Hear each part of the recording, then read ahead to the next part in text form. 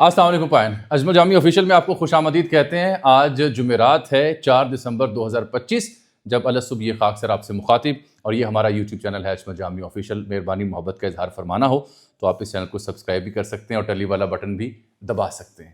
تو معاملات ہیں جن کے اوپر میں نے بات کرنی ہے۔ ایک تو آبویسلی آپ سب کے ذہنوں میں وہی مدعا پھنسا ہوا ہے، نوٹیفیکیشن CDF کا، اور کیا حکومت اور اسٹیبلشمنٹ کے بیچ میں کوئی تنازعہ، کوئی لین دین کے معاملات پھنسے ہوئے ہیں جو ابھی تک یہ نوٹیفیکیشن جاری نہیں ہو رہا۔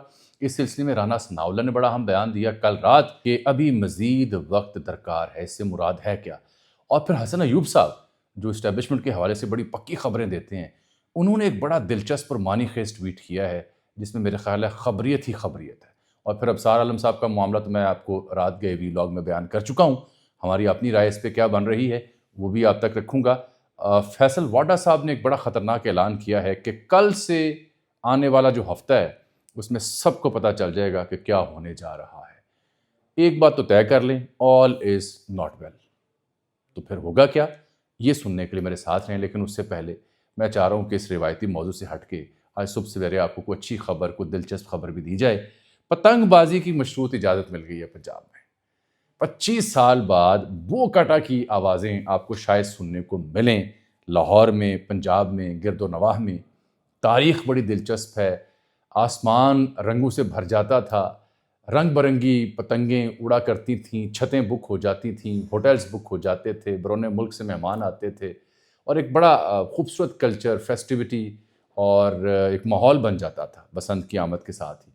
لیکن پھر ظاہری بات ہے اس کھیل میں جب خونی ڈور، قاتل ڈور، وہ مانجا لگی ہوئی، اس کا استعمال جب زیادہ بڑھ گیا تو لوگوں کی جانیں گئیں، پھر اس پر پابندی لگنا شروع ہو گئی۔ یاد رہے کہ 2001 میں ایک آرڈیننس آیا تھا جس کے مطابق پتنگ بازی پر پابندی لگی تھی، اور پھر 25 سال بعد اب پتنگ بازی کی دوبارہ اجازت دی گئی ہے۔ اہلیان لاہور اور پنجاب کے شہری بسنت سے بڑا جڑتے ہیں، بسنت سے ان کی بڑی یادیں وابستہ ہیں۔ میرا خود جو بچپن میٹرک FSC مجھے یاد پڑتا ہے، لاہور میں رہا کرتا تھا تب بھی، تو بڑی یادیں ہیں اس دور کی، لیکن پھر نظر لگ گئی، جب اس میں خون آ گیا تو نظر لگ گئی۔ تو اب یہ اجازت کیسے ملی ہے؟ اگر آپ نے پتنگ اڑانی ہے تو کیا شرائط ہیں، اور جرمانہ اور سزا کب ہوگا، یہ آپ کے لیے جاننا بڑا ضروری ہے۔ یہ گورنر پنجاب ہیں سلیم حیدر، انہوں نے دستخط کیے ہیں آرڈیننس کے اوپر۔ مشروط اجازت کا یہ آرڈیننس ہے جو جاری کیا گیا ہے، اور اس میں جو طے شدہ چیزیں ہیں میں ذرا سب سے پہلے آپ کو وہ بتا دیتا ہوں۔ یعنی ایک تو مخصوص ایام اور مخصوص جو مقامات ہیں لاہور میں ڈیزگنیٹڈ، وہاں پر جو قواعد و ضوابط ہیں میں بتانے جا رہا ہوں آپ کو، اس کے تحت پتنگ اڑانے کی اجازت ہوگی۔ یہ نہیں ہے کہ سال پورا پتنگ اڑا سکیں گے۔ دوسری بات یہ ہے کہ جو پتنگ اڑانے کے لیے جو استعمال ہونے والی ڈور ہے وہ دھاگے کی بنی ہونی چاہیے، اور کیمیکل یا دھاتی ڈور کے استعمال پر مکمل پابندی ہے۔ آج میں نے کچھ پتنگ بازوں سے رابطہ کیا، ظاہری بات ہے پرانے دوست ہیں، تو 9 پلائی کی جو ڈور ہوتی ہے باریک، وہ استعمال کرنے کی اجازت ہوگی۔ جو پتنگ باز مجھے سن رہے ہیں 9 پلائی کی، وہ 40، 60 اور 80 پلائی والی ڈور آپ استعمال نہیں کر سکیں گے۔ جب شیشہ کوٹ کے تو مانجا آپ لگاتے تھے ڈور کے اوپر، ڈور ایسوسیشن کے کئی لوگ، ان کی دکانیں بند ہوگی، پتنگ بازوں کی دکانیں بند ہوگی، پکڑ دکڑ ہوئی، آپ کو یاد ہوگا، لاہوریوں کو سب یاد ہے۔ تو اب 9 پلائی کی جو ڈور ہے وہ آپ استعمال کر سکیں گے، مانجا لگا ہوا شیشے والی دھاتی ڈور وہ استعمال نہیں کر سکیں گے، اس کے اوپر پابندی ہوگی۔ آرڈیننس کے تحت اجازت کے باوجود بھی پتنگ بازی میں کیمیکل یا دھاتی ڈور استعمال کرنے والوں کو بھاری جرمانہ اور سزائیں ہوں گی۔ اس کے ساتھ جو پتنگ ساز ہیں، پتنگ بازی میں استعمال ہونے والے جو سامان فروخت کرنے والے ہیں، خریدار ہیں یا کائٹ فلائنگ ایسوسیشن ہیں، انہیں پابند کیا گیا ہے کہ اب آپ اپنے آپ کو رجسٹرڈ کروائیں اور پھر ہی آپ یہ فروخت کر سکیں گے۔ رجسٹرڈ اگر آپ نہیں ہیں، پھر کچھ ایسی بیچتے ہیں تو آپ کو جرمانہ ہوگا۔ اب سب سے اہم شرط جو جتنے میرے دیکھنے والے ان کی خدمت میں، کہ 18 سال سے کم عمر جو بچہ ہے وہ پتنگ بازی نہیں کر سکے گا۔ اب اس کو کیسے میک شور کرے گورنمنٹ، یہ میری سمجھ سے بالا تر ہے۔ ابھی بھی کچھ طبقہ ہے فکر ایسے ہیں جو اس کی اجازت کے خلاف ہیں، وہ سمجھتے ہیں کہ یہ قاتل کھیل ہے، لیکن 18 سال سے کم عمر بچہ پتنگ نہیں اڑا سکے گا۔ ہم میرا خیال ہے خوش بخت تھے اپنی بچپن میں اسکول میں کہ ہم 18 سال سے کم عمر نہیں بلکہ بہت چھوٹی عمر میں ہی گڈی لٹن ہم باہر نکل چلے جاتے تھے اور پتنگ اڑا لیتے تھے چھتوں پہ چڑھ کے۔ اب 18 سال سے کم عمر بچہ پتنگ نہیں اڑا سکے گا، وہ بس دیکھ سکے گا یا پھر محظوظ ہو سکے گا، لیکن لوریے بڑے تیز ہے کہ نہیں، انہیں باز نہیں آنا۔ بچے کیا بڑے کیا، اجازت مل گئی، انہوں نے پتنگ اڑانی ہے۔ اب ہر چھت پہ جا کے پولیس کھڑی نہیں کر سکتے اور نہ پکڑ سکتے ہیں، لیکن قانون یہ بتا رہا ہے کہ اگر آپ نے کم عمر بچوں کو پتنگ اڑانے پر مجبور کیا تو پہلی مرتبہ 50,000 روپے جرمانہ ہوگا، اور اگر انہوں نے دوبارہ ایسا کیا تو پھر 1,00,000 روپیہ جرمانہ ادا کرنا ہوگا۔ یہ بسنت کی واپسی کی خبر جیسے ہی کل یعنی بدھ کو میں نے دیکھی، جب آرڈیننس آیا تو میں نے دیکھا BBC کیا، انڈیپینڈنٹ نیوز کیا، باقی نیوز ویب سائٹ، ہر جگہ پہ یہ خبر نمایاں تھی، اور خوشی ہوئی کہ دیکھیں بات یہ ہے کہ دہشت گردی سے ہم عاجز آئے ہوئے ہیں، سیاسی افراتفری سے ہم عاجز آئے ہوئے ہیں، پولیٹیکل انسٹیبلٹی، اکنامک انسٹیبلٹی، ایک افراتفری، ایک کڑماس اور ایک بے چینی اور ایک یعنی غیر یقینی کی صورتحال ہے نا۔ کوئی فیسٹیوٹی ہے ہی نہیں، کوئی ایونٹ رہا ہی نہیں، کوئی شے رہی نہیں، کوئی میلے ٹھیلے، کوئی روایتی بھنگڑے، کوئی بسنت، ککھ نہیں رہا، بزنس اس کا بیڑا غرق ہوا پڑا۔ تو اس بیچ میں اگر کوئی ایسا ایونٹ ہونے جا رہا ہے تو اس میں اگر کوئی آسمان آپ کے روشن ہوتے ہیں، گڈی پتنگ آتی ہے، کوئی فیسٹیوٹی آتی ہے، کلچر آتا ہے، کوئی کھابے کھلتے ہیں، مہمان آتے ہیں، تو شاید اس سے اکانومی چلے، شاید اس سے یہ مرجھائے ہوئے چہرے جو ہیں، جو سیاست سے تنگ آئے ہوئے ہیں، اس معاشی نظام سے، اس اقتصادی نظام سے، اس سیاسی نظام سے عاجز آئے ہوئے لوگ شاید اس ایونٹ سے تھوڑی دیر کے لیے، 1-2 دنوں کے لیے خوش ہو جائیں، تھوڑی دیر کے لیے فیسٹیوٹی یا کلچر کو محسوس کر سکیں۔ یہ اس کا مثبت پہلو ہے۔ تنقیدی پہلو بھی ہے جس کے اوپر لوگ بات کرتے ہیں، وہ میں ڈسکس کرتا ہوں، لیکن جیسے یہ خبر آئی تو اس خبر کے بعد میں نے دیکھا کہ بسنت ریٹرنز یہ ہیش ٹیگ جو ہے یہ ٹویٹر پہ، ایکس پہ اور دیگر ویب سائٹ پہ بڑا پاپولر ہوا، اور کئی لوگوں نے اس پہ خوشی کا اظہار کیا اور کہا کہ کمال ہو گیا جناب کہ یہ آپ نے یہ کیا ہے۔ اب سوال یہ پیدا ہوتا ہے کہ جو قواعد و ضوابط آپ نے بنائے کہ 9 پلائی کی ڈور ہوگی، مانجا دھات نہیں لگی ہوگی، اور آپ کو پتہ موٹر سائیکل میں کلچ کی تاریں ہوتی ہیں وہ بھی لگتی تھیں ایک زمانے میں، اور پھر دھاتی ڈور نہیں ہوگی، 18 سال سے کم عمر بچہ نہیں چلائے گا، اور جو پتنگ بنانے والے انہیں ضابطے میں بنانا پڑے گا سب کچھ۔ اس کے لیے اب گورنمنٹ یہ کہہ رہی ہے کہ جی ہم پرچے درج کریں گے اور چھاپے ماریں گے گوداموں پر اور نہیں ہونے دیں گے، تو مشروط اجازت ہوگی، ادروائز ناقابل ضمانت جرم سے ہم قرار دیں گے۔ 3 سے 5 سال قید ہو سکتی ہے اگر آپ نے وائلیشن کی، اور جیل کے ساتھ زیادہ سے زیادہ 20 لاکھ جرمانہ بھی ہو سکتا ہے۔ اس آرڈیننس میں ایک بڑا دلچسپ جملہ لکھا ہے جو پتنگ بازوں کے لیے، لاہوریوں کے لیے میں پڑھ کے سنا رہا ہوں۔ تیز دھار، مانجا یا ڈور جیسے عمومی کیمیکل اور شیشہ پیس کر اگر بنایا آپ نے تو اس کے استعمال کو ممنوع قرار دیا گیا ہے، اور اس کا جو استعمال کرے گا اسے 5 لاکھ روپیہ 5 سے 7 سال قید کی سزا اور 50 لاکھ جرمانہ ہوگا۔ مانجا اگر آپ نے لگایا شیشہ کوٹ کے، وہ جو پرانی ڈور تھی، تو 5 اور زیادہ سے زیادہ 7 سال قید اور 50 لاکھ جرمانہ ہوگا۔ بغیر اجازت یا رجسٹریشن کے اگر آپ نے پتنگ بازی بنائی، تیاری کی، فروخت کی، نقل و حرکت کی، تو 5 لاکھ جرمانہ ہوگا۔ اب یہ آپ کو یاد ہے 2006 میں اس وقت صوبائی حکومت نے پہلی بار اس پہ مکمل پابندی لگائی تھی، 2007 میں قانونی شکل دی گئی تھی، اور مختلف ادوار اس میں آتے رہے۔ 2024 میں تو باقاعدہ ایک پتنگ بازی کی ممانعت کا ترمیمی بل بھی آ گیا تھا اور بند کر دیا سسٹم۔ پتنگ بسنت یہ فیسٹیوٹی لاہور سے روٹ گئی تھی۔ یہ برے صغیر کا یعنی سب کانٹیننٹ کا بسنت کا ایونٹ ہے، اس کی بڑی تاریخ ہے۔ کھیتوں میں جب سرسوں پھولتی ہے، ہریالی آتی ہے، پیلے پھول ہمیں دکھائی دیتے ہیں، تو اس موسم کو بسنت کا موسم کہا جاتا ہے۔